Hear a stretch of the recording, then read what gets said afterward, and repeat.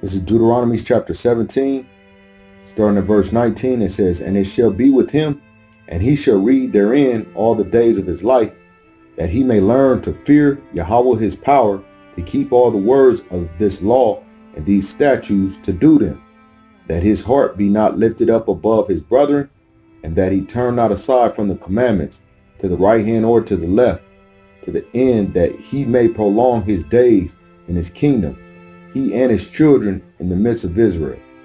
Barak the Yahweh, Barak the Yahushua, Barak the Yahweh, Barak the Yahushua, Barak the Yahweh, Barak the Yahushua. I want to give all praise, honor, and glory to Yahweh Ba'ashem Yahushua, Ba'ashem Rakah Kodash.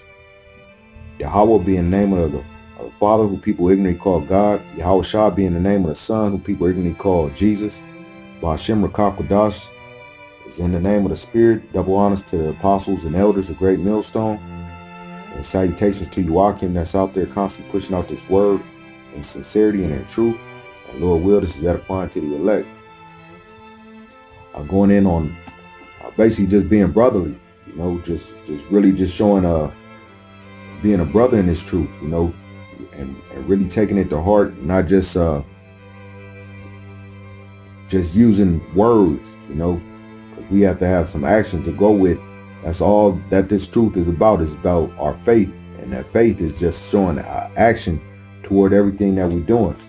And then two, not to actually, we do it out of fear as well, but it's the love that's in us that we show amongst one another, but it's also that we have that fear, So this is Genesis chapter 4 and verse 9. It says, "And Yahweh said unto Cain, Where is Abel?" And this is right after Cain killed his brother Abel. It said, "And Yahweh said unto Cain, Where is Abel, thy brother? And he said, I know not. Am I my brother's keeper?" So we know that, Cain was going off. He did his brother wrong. He did his brother Abel wrong, man. He killed him. So we want to make sure that, and it may not literally be a physical death, but it could be a separation, and we don't want to be that way towards one another, because it's hard to win back a brother, if we offend them. That's why it's like we walk on eggshells around being with the brothers. We making sure that we are cautious on what we say and do.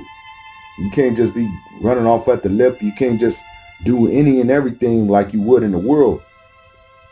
Because in the world, they comrades in the world, they call each other all kind of names. They deal with each other. Just they'll say something and won't fall through with it. We can't just, our words got to be, they say your word is your bond. Everything that you say, you should follow through with, to the best that you can.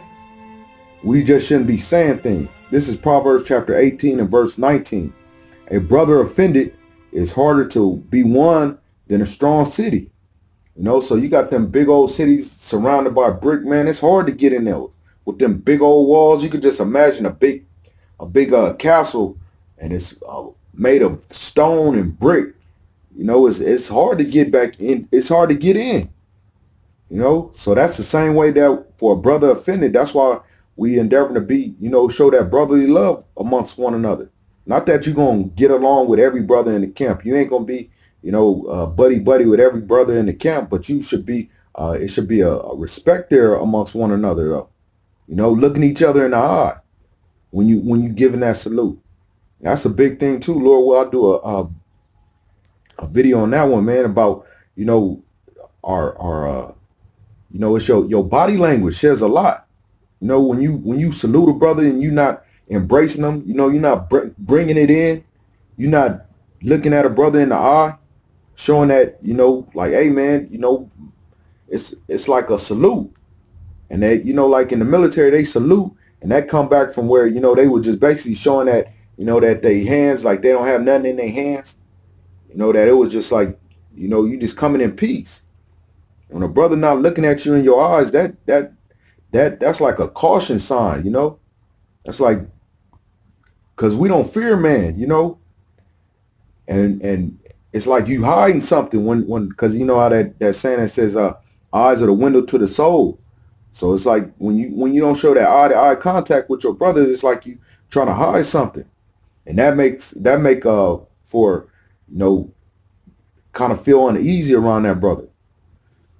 So it says verse 19 again, and their contentions are like the bars of a castle, and that contentions is basically like their beef. Their problem is like the bars of a castle. So it's very difficult to get in if you get basically like a stiff arm. If you get a stiff arm from a brother, it'll be hard to win that back. So we want to prevent that.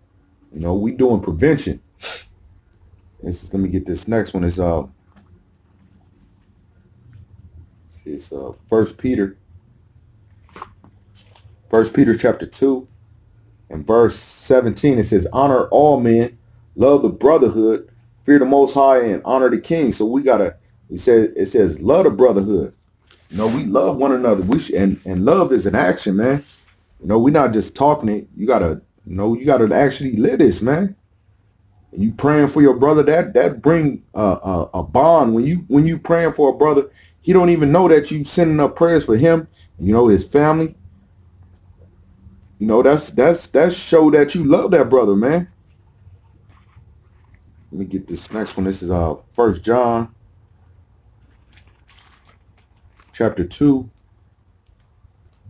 And I'm gonna start at verse 9. It says, he that saith he is in the light and hateth his brother is in darkness even unto now. If you saying that you like you a part of this truth, but you don't love your brother, hey, that you need to take a look and really check yourself, man. It says, verse 10, it says, he that loveth his brother abideth in the light, and there is none occasion of stumbling in him. So when you in the light and you loving your brother, that show that you really in this truth, man. When you really showing brotherly love, when you really, you there for your brother, you got a open ear to hear.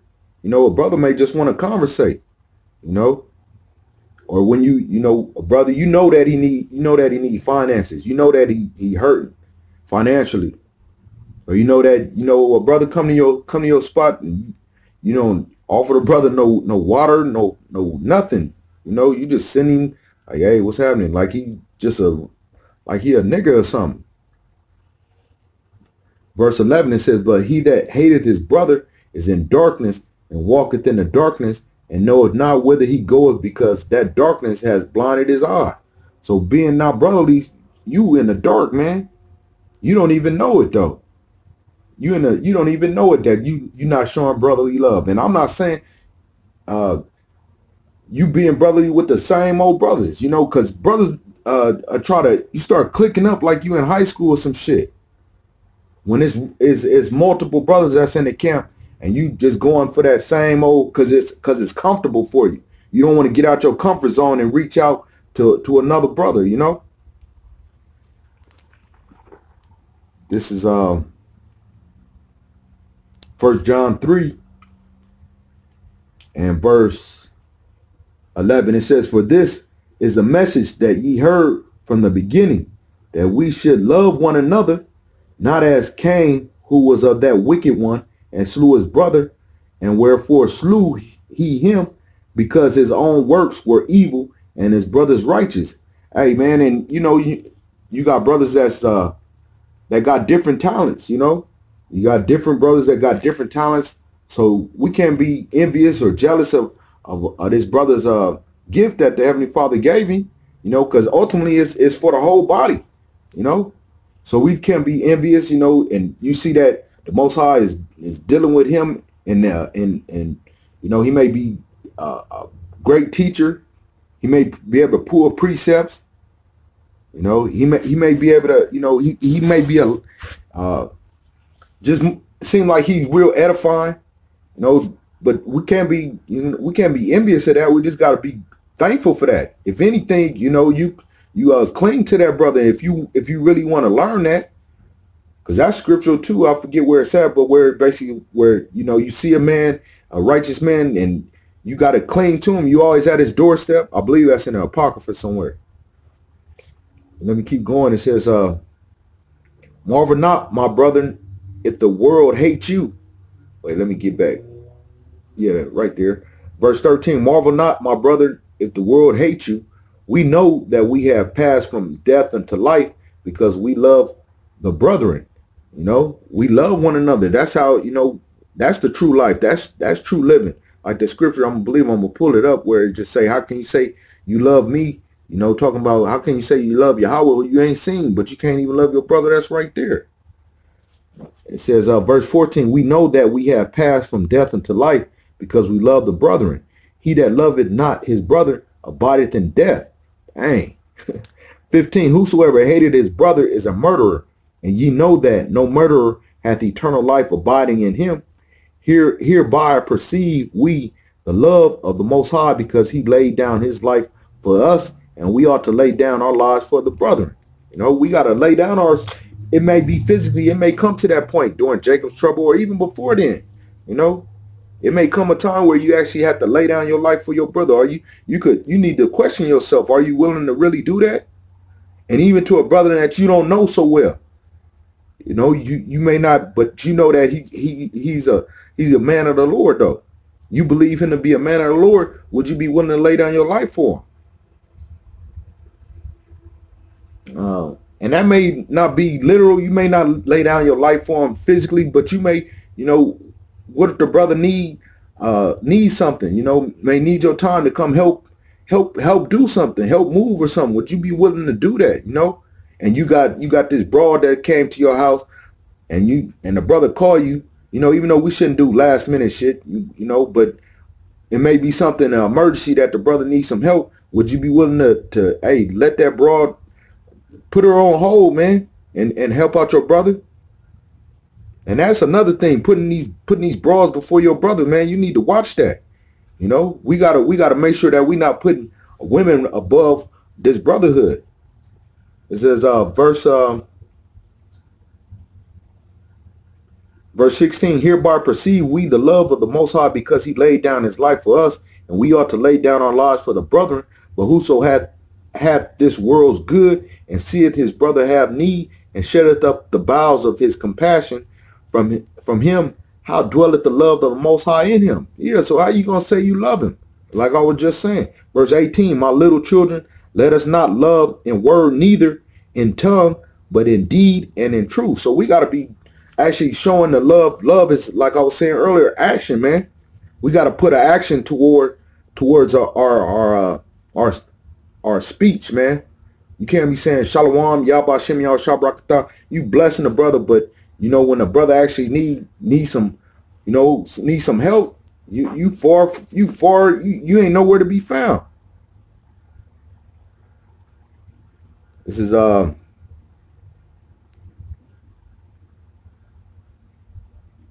me get this one. This is 1 John chapter 4. John, go hard. This is 1 John chapter 4 and verse 20. It says, if a man say I love the Most High and hated his brother, he is a liar. So hey, you can't say you love the Most High, but you know you ain't showing no love to your brother. You're a liar. It says, for he that loveth not his brother whom he has seen, how can he love the Most High whom he has not seen? Hey, you just fooling yourself. You just fooling yourself. It says, and his commandment have we from him, that he who loveth the Most High loveth his brother also. So if you say you love the Most High Yahweh, while Yahweh Shai, then you should be showing that love, because how you can't embrace Yahweh while Yahweh Shai. You can't embrace them physically, but you can embrace your brother that Yahweh Shai is in that brother. You can embrace him. You could look him in the eye. You could get on a phone. You could go drive or get on a bus, train, whatever, and you can meet up with that brother, man. You could break bread with that brother, man. You could sit down and drink on some yayan, and you could watch a video. You could do videos together. You could do that with your brother. You can't actually go and experience Yahweh while Yahweh Shai yet. This is last one. I'm gonna close it out. This is Matthew chapter 12. I'm gonna start at verse 46. It says, while he yet talked to the people, behold, his mother, and his brethren stood without, desiring to speak with him. Then one said unto him, Behold, thy mother and thy brethren stand without, desiring to speak with thee. But he answered, he talking about Yahushua, but he answered and said unto him that told him, Who is my mother? And who are my brethren? And he stretched forth his hand toward his disciples and said, Behold, my mother and my brethren. So, he reached out to him like, hey, man, this is pointing at his disciples like, hey, this is my brother. This is my mother. This is my loved one. This is my family. He said, and he stretched forth his hand toward his disciples and said, Behold, my mother and my brethren. For whosoever shall do the will of my Father, which is in heaven, the same is my brother and sister and mother. So, hey, to hell with your so-called family, man. You got Thanksgiving coming around the corner. It's like tomorrow, and a lot of Israel, a lot of J's gonna be, with their so-called families, while they brothers is solo. What kind of stuff is that, man? If you got the ability to link up with your brother, you should, man. But instead, you gonna take the time out and go link up with some 2/3. I ain't saying not to be with your family, but that shouldn't be your first priority. As soon as you get a chance to go be up under your mama and your daddy, you want to go and be up under their ass, or your sister, your cousins, your aunties. You want to go be up under them, but then your brother, he's solo dolo. We really gotta see our brother as our brother, man, as our family. That's who really is our family, man. Because when it all go down, who you gonna have? Who been in the trenches with you? Who been riding with you? It been your brother that's been out on the highways and byways. They the one that been with you. They the ones that been and sowing. They the one that's fighting. They the ones on the line with you. It ain't your mama, it ain't your daddy, ain't your cousin, ain't your uncles, ain't none of your cousins. It's none of them. I mean, ultimately, you might have some brothers that got their family in there with them, but I mean, ultimately, it's your brothers that was not born. They weren't born of the same mother or father. Y'all don't have the same mother and father, but y'all through this truth, man, y'all came together, and the Most High put us together and knitted us together to be who we are. Just like how Yahushua put it. Who's my brother and who's my mother? It's the ones that's do the will of the Most High. So Lord will, this was edifying to the elect, and with that, I want to give all praise, honor, and glory to Yahweh Ba'ashem Yahushua, Ba'ashem Rakakwadash, double honors to the apostles, the elders of Great Millstone, and salutations to you, Akim, that's out there constantly pushing out this word in sincerity and truth. Shalom.